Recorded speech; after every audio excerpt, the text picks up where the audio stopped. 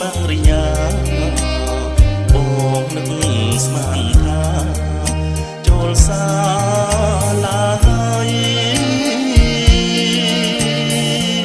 ម៉ោង11យប់ចុចជាប់ហើយទូ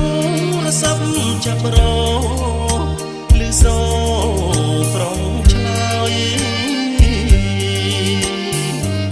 លាយនឹងសំណាយបញ្ចាយត្រានត្រើយខ្មៅនេះទៅហើយដេញឡើយមិនពេកអ្នកឆ្លើយដាច់ដូចជាស្រវឹងលឺមាត់ប្រលឹងប្រឹងច្រៀងតាមភ្លេងខារ៉ាអូខេបំពេប្រងក្មេងឲ្យវងវេនឹងលបែងស្នេហ៍ស្និទ្ធ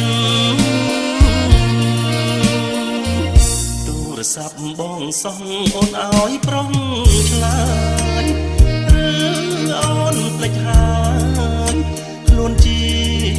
និស្សិតបងមិនស្ដាយទេបើអូនប្រែចិត្តស្ដាយឈ្មោះនិស្សិតចារិតដូចអូន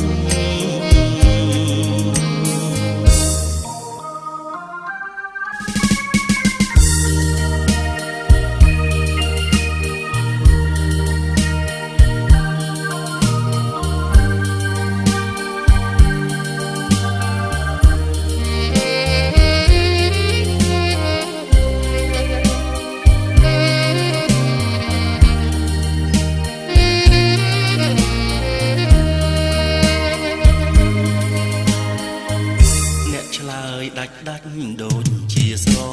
វឹងលឺមាត់ប្រលឹងប្រឹងច្រៀងតាមលេងខារ៉ាអូខេបំពេប្រងភ្លេងឲ្យវងវេនឹងលបែងស្នេហ៍ស្និទ្ធទូរស័ព្ទបងសោះអូនឲ្យប្រង